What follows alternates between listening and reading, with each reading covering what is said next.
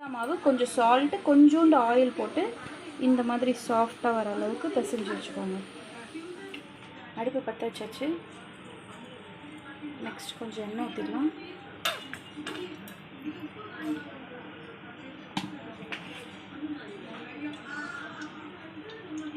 கொஞ்சம் எண்ணெய் ஊற்றிட்டு இது கூட வந்து சில்லி 2 எடுத்து ஃபுல்லாக வந்து துருவி வச்சுக்கலாம்.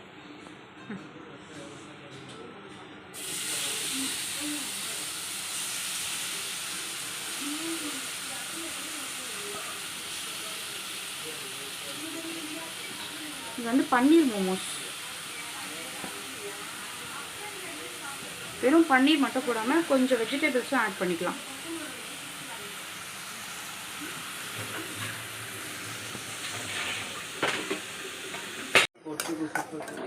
பன்னீர் கொஞ்சம் உதிர்த்து வச்சுருக்கோம், அதை ஆட் பண்ணிக்கலாம்.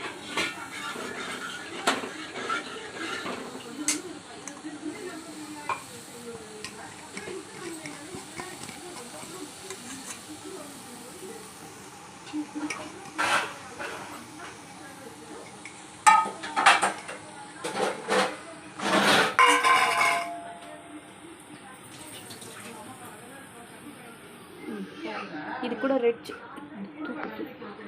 கூட ரெட் சில்லி ஒரே ஒரு சாஸ், ஒரே ஒரு ஸ்பூன், நிறைய போட வேண்டாம்.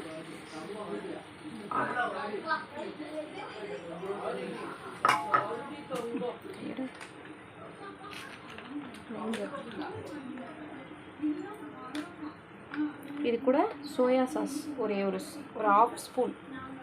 இது ஆப்ஷனல். சும்மா ஆகணும். 10 நிமிஷம் ஊறிடுச்சு நல்லா. இதுவும் பன்னீர் மசாலாவும் ரெடி ஆயிடுச்சு. இதை உருட்டிட்டு பார்க்கலாம். கொஞ்சம் மாவு போட்டு இதை வந்து கொஞ்சம் மெல்லிஸாக தேய்ச்சிக்கலாம். தின்னா ரோல் பண்ணிக்கணும். ரோல் பண்ணிவிட்டு இது கூட இந்த பன்னீர் ஸ்டஃபிங்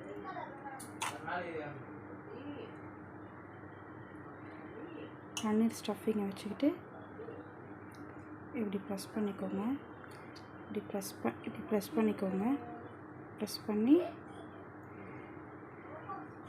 செகண்ட் ரோல், அடுத்து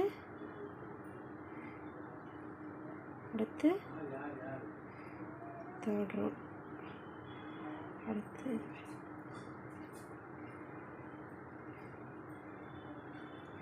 இந்த மாதிரி பண்ணிக்கோங்க. உங்களுக்கு என்ன ஷேப் வேணுமோ அது பண்ணிக்கோங்க.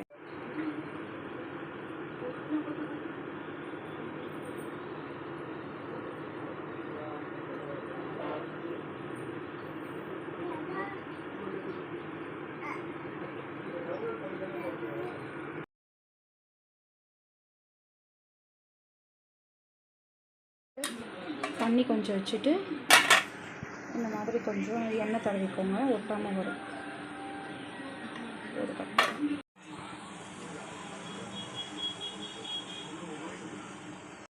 இது தக்காளி பேக் சைடு வந்து இந்த மாதிரி 4 கட் பண்ணிவிட்டு இதை கட் பண்ணிவிட்டு சின்னதாக ஒரு 5 தக்காளி,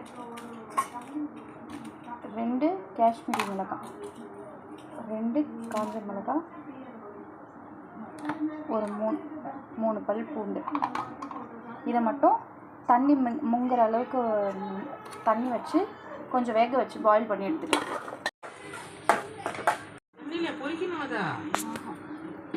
கடாய் வச்சு இந்த மாதிரி அரைச்சிக்கணும். நம்ம வேக வச்ச பேஸ்ட்டு பூண்டெல்லாம் இப்படி அரைச்சிக்கிட்டு எண்ணெய் காஞ்சதும்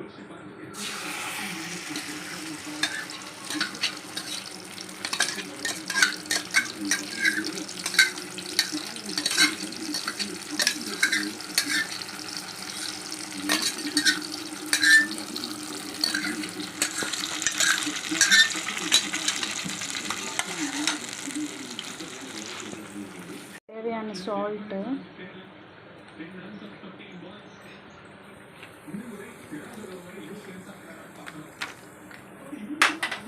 கொஞ்சமாக சில்லி சாஸ்,